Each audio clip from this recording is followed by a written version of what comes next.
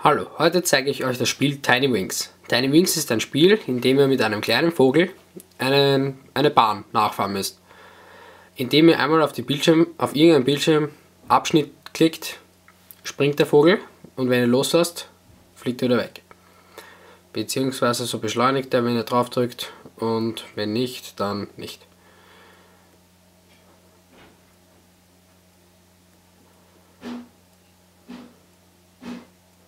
Es gibt mehrere Inseln und ja, sobald ihr bei einer angekommen seid, wird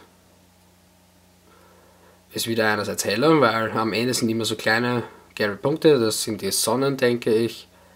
Wenn ihr die einsammelt, bekommt ihr hier bei der Taganzeige eben mehr.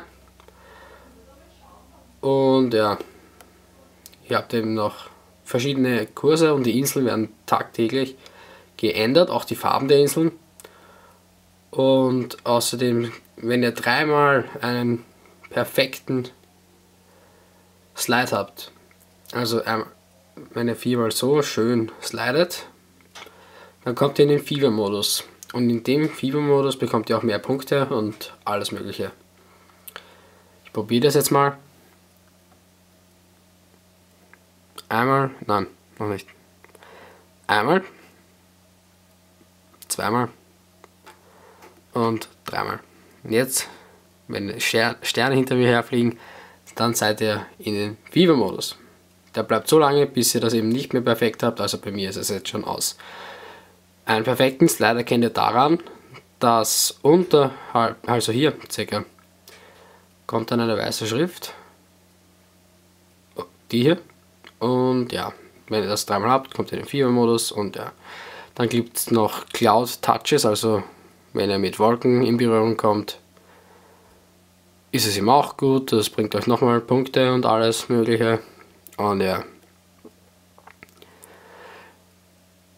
dann hier unten habt ihr nochmal die Punkte und hier seht ihr jetzt auch, die Sonne ist jetzt schon besser zu sehen, also das ist generell die Taganzeige.